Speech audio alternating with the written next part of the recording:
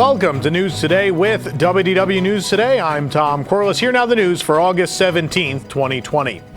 Hidden deep within the Disney Monorail, Imagineering a Highway in the Sky book by Jeff Curdy, Vanessa Hunt, and Paul Wazowski, which will be coming out soon, which looks back at the creation of the Disney Monorail and its impact on the transportation systems around the world, lies a secret about the ever-changing future of EPCOT, a new Monorail Mark X attraction that'll be located inside the Play Pavilion.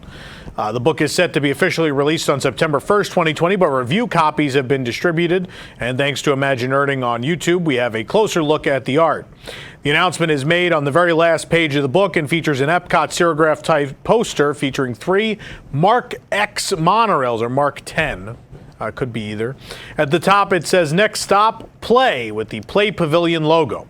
Along the bottom, it says Monorail Mark X arriving at EPCOT in 2021, with the Wedway Transportation logo in the right corner. Given the nature of the Play Pavilion, we expect this to be a virtual experience rather than a physical attraction, so don't think you're going to be riding physically on a monorail from one location to another.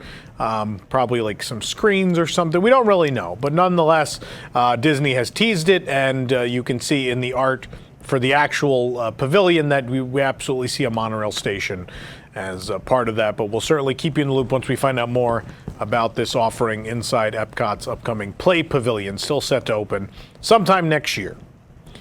The My Disney Experience app will soon be equipped with a new feature that will allow guests to check wait times at restaurants throughout Walt Disney World and add parties of up to 7 guests or less to the walk-up wait list if available. This new mobile Dine walk-up wait list service is being rolled out into the app in order to facilitate social distancing and minimize unnecessary interactions at the check-in podium. Parties of 8 guests or more must still inquire at the podium for walk-up availability. There's no official date for when this feature will be added. However, we expect it to become available in the coming days or weeks. Beginning September 8th, park hours are to be cut across all 4 Walt Disney World theme parks. However, it seems some dining locations may still be operational after the parks initially close. In the Magic Kingdom, which will close at 6 p.m. starting in September, Be Our Guest Restaurant and Liberty Tree Tavern are both showing dining reservations available after park close time. The same is true over at Hollywood Studios, which will be closing at 7 p.m., but 50's Prime Time, Oga's Cantina, and the Sci-Fi Dine-In are all showing reservations available until 8. At this time, it's unknown whether reservation availability will change in the coming weeks to reflect the shortened park hours, or whether the restaurants will, in fact, remain open after park close to accommodate these guests. Guests with dining reservations affected by the newly reduced park hours can modify or cancel them without any fees and will be contacted by Disney regarding the changes in the coming weeks. Walt Disney World has extended its flexible cancellation policy through December 31st. Previously, risk-free booking was only available through October 3rd. The following update can be seen on the Resort Hotel Know Before You Go landing page of the Walt Disney World website. Quote, to provide additional flexibility, we are waiving Disney-imposed change and cancellation fees up to the date of check-in for reservations with arrivals through December 31st, 2020. If guests need further assistance, they can reach us at the Disney Reservation Center through our online chat feature or by calling the reservation line. The Liberty Square Riverboat at the Magic Kingdom will be closing for its annual refurbishment from Monday, August 24th through Sunday, August 30th. The Riverboat previously closed for several months for a major refurb back in 2018. It closes for regular annual refurbishments once every year, typically in August. In fact, it'll reopen to guests on August 31st. The fan favorite Kakamora float has finally returned to Aloha Isle at the Magic Kingdom. The Kakamora float is available all day from Aloha Isle Refreshments. This creamy coconut flavored Dole Whip is topped with pineapple juice, blue curacao syrup, and an adorable chocolate Kakamora cake pop. Kakamora float is currently available via mobile order for $6.99 and is my personal favorite snack in all the Magic Kingdom. It's really great. While taking a stroll down Main Street in the Magic Kingdom, we noticed some new tape markers have been placed along one side of the street. These appear to be temporary, so it's likely we'll see permanent markers pop up in the parks in the coming days. But these taped X markers were not here on previous visits. At the moment, we think they could be used to help guests properly distance from each other while watching the popular character cavalcades that come down the street. Maybe even being a hint that parades could eventually return with some sort of social distancing. The markers can be found along the right-hand side of the street, but this morning, in fact, when we visited, they were starting to mark the left side. The Garden of the 12 Friends in Shanghai Disneyland represents the 12 animals of the Chinese zodiac as classic Disney characters, but now at EPCOT, guests can take a memento of the Garden of the 12 Friends home. The park is now home to a new collection of 12 pressed pennies featuring each of the friends. The pressed penny machine can be found in the House of Good Fortune shop in the China Pavilion. The 12 animals include Remy the rat, Babe the ox, Tigger in place of a tiger, Thumper the rabbit, Mushu the dragon, Ka the snake, Abu the monkey, Alan Adale the rooster, that's from Robin Hood, kids, Pluto the dog, Ham the pig, Maximus the horse, and the lambs from the Mary Poppins Jolly Holiday sequence. Each penny is pressed on site for $1 each, or for $10, guests can get a whole set at once. Placards and a display can be found inside the Reflections of China within the pavilion in that art exhibit there, the Inside Shanghai Disneyland exhibit, if you want to learn more about it. While strolling through the Oasis at Disney's Animal Kingdom, we noticed that a bridge was closed off.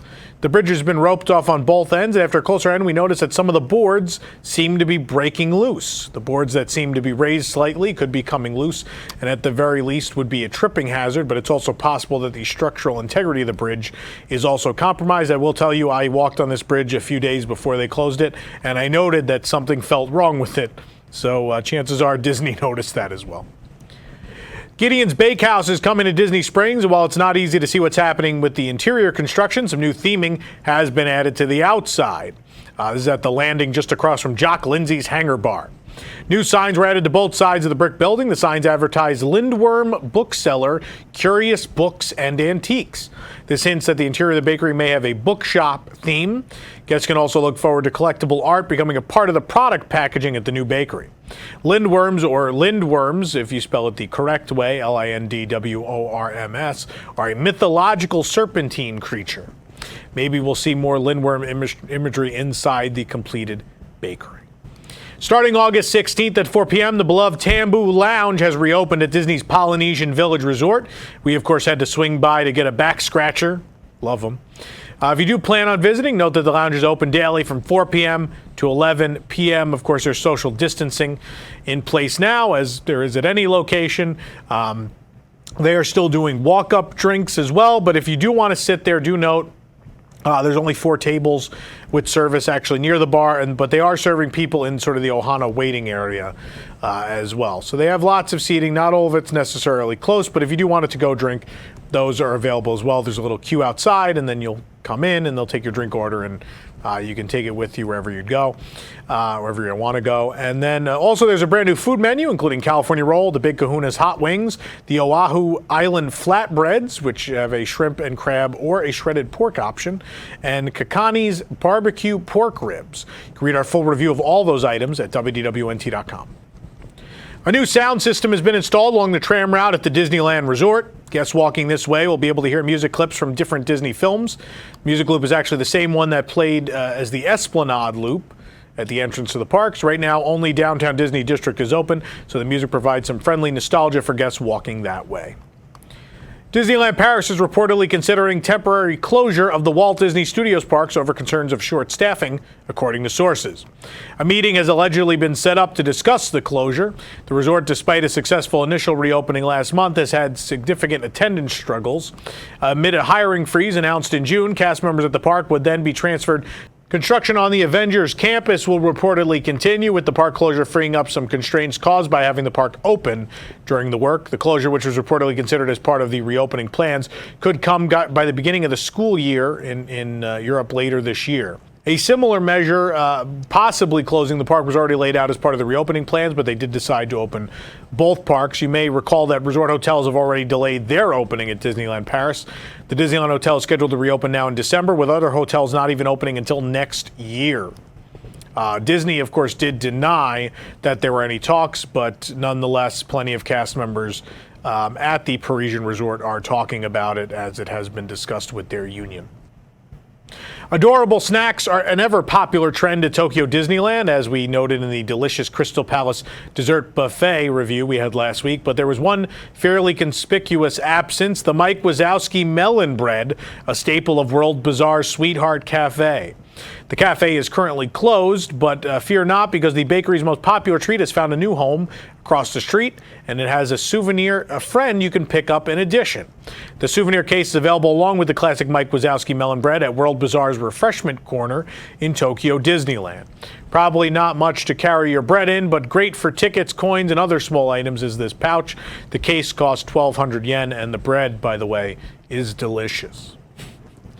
The Duffy craze never ends at Tokyo Disney Sea, and the latest addition is a multi-function pouchette. Let's take a look at this new Carry Me Pouchette that's coming on August 24th. The adorable item will be available at McDuck's department store in Disney Sea, as well as through the official TDR app for 3,400 yen. The official TDR site even suggests 3 nifty functions. The first one is to use it as a decorative accessory backpack for your Duffy and friend's friend. The official press release does note that the bag is not meant for the newly released Olu Mel, though. I guess because he has a shell. He's a turtle. The second suggestion is to use it as a carrier for your Duffy, Shelly May, Gelatoni, and so forth, stuffed animal when you visit the park. And the third is a pouchette for yourself. So it's like a little bag for you. It's very cute, as you would expect. Shanghai Disneyland was the first Disney property to reopen from the COVID closures back in May. And with CEO Bob Chapek stating that Shanghai is the model for other parks reopening, new developments are always important to watch. Now that the pandemic is slowed in China, the Chinese government is allowing tourism spots to raise capacity from 30 to 50%. As a result, Shanghai Disneyland will increase that capacity starting August 24th. It will transition from the current phase of advanced reservations to the next phase, according to the official website. This makes Shanghai Disneyland the first Disney-owned park to increase capacity. According to Shanghai Disney Resort, the new system will allow annual pass holders and day guests to visit on any eligible date based on the conditions of their pass or ticket. Guests will still be required to make a reservation in advance, but the process will become much more flexible, and both day guests and pass holders will be able to go pretty much whenever they want. Beginning August 24th, Shanghai Disneyland annual pass holders no longer are required to get a visitation spot or choose the arrival time for their visit. Instead, procedures will work as follows. Pass holders will be able to visit the park on any eligible day, depending on the pass level, though.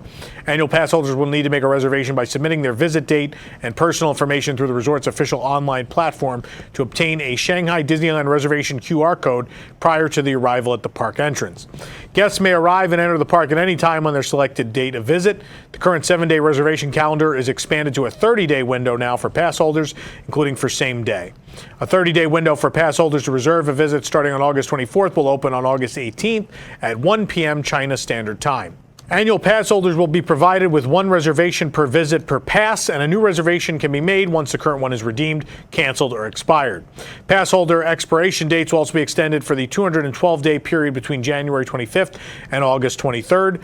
For passes purchased during that period, the validity period will start on August 24th. For day tickets, general admission ticket holders and tickets with specific dates will not be required to obtain a visitation spot beginning on the 24th. Instead, they'll only need to make a reservation by submitting their visit date and personal information to obtain the QR code prior to arrival. Tickets will still not be sold on site at ticket booths, but they may be purchased through the website or through travel agent partners. Like with APs, general admission tickets validity has been extended 212 days as well. New patterned button-down shirts have arrived at World of Disney and Disney Springs, and they're perfect for every niche sub-fandom in the Disney community, from Pizza Planet to obscure Oswald the Lucky Rabbit fans. In following with the recent Halloween trends, there's also a Disney Villains shirt, plus an adorable Up shirt featuring an all-over pattern of Doug, the loyal pup. The shirts range in sizes from extra small to 3XL. They retail for $59.99 each, and they're all in my closet. Disney's Animal Kingdom is your favorite park, then this new Spirit jersey is for you. The black Spirit jersey says Disney's Animal Kingdom on the back. The letters are of the word animal are made up of different animal prints. The front of the jersey has Mickey himself. Mickey is in his classic outfit with a twist. His red shorts are now tiger print. The jersey is $69.99. We found it at Island Mercantile. Celebrate your love for the Haunted Mansion and its iconic music with this brand new Magic Band. On one half of the Magic Band, we have the classic Haunted Mansion plaque set against a black background with pastel bats surrounding the sign. On the other side, the famous singing bus can be found in the graveyard scene of the attraction, holding a swinging wake. The Magic Band retails for $24.99. We found it at EPCOT, but it's also in a number of locations. Get in touch with your Viking ancestors or just your favorite EPCOT pavilion with these new T-shirts from the Norway Pavilion. The shirts have similar designs, but one is long sleeve and one is short sleeve. A sea monster rises from the deep in the small logo on the front of the shirt. On the back features a Viking face made up of Nordic symbols, and the long sleeve retails for $34.99. The short sleeve is $29.99. Chubby, the breakout star of Mickey and Minnie's Runaway Railway, sure, has received lots of merchandise love. That's because he's Chubby the merchandise bird, of course. But now he has a new item. He has a magic band. Set against a white background, we have a bright and animated singing Chubby on one side of the band sitting underneath the logo for Mickey and Minnie's Runaway Railway. The puck and Mickey for this magic band are also white, and on the other side of the band we have more Chubbies with the bird in various poses surrounded by musical notes. We found this in the dark room at Disney's Hollywood Studios for $29.99. Chubby the merchandise bird, because he's almost not even in the ride. New Halloween candy mini ears have made their way to the Magic Kingdom. The ears are a perfectly Halloween-y color scheme with orange, yellow, purple, and black combining to make the perfect fall look. The ears are made up of two large Halloween-styled lollipops with a black sequin bow, black satin headband, and an orange velvet lining. They retail for $29.99. We found them at the Emporium and World of Disney thus far. There's also a new mini Loungefly backpack. The black mini backpack features treats, including marshmallows, candy corn, Mickey crisp rice treats, and candy apples. There's also ghosts, jack-o'-lanterns, and Mickey-shaped mummies to complete the spooky look. There's also a front pocket to help store extra goodies. The interior features a candy pattern that gets us excited for the big night. The backpack retails for $75. We found this in the Emporium and World of Disney as well. There's also matching Crocs. There they are.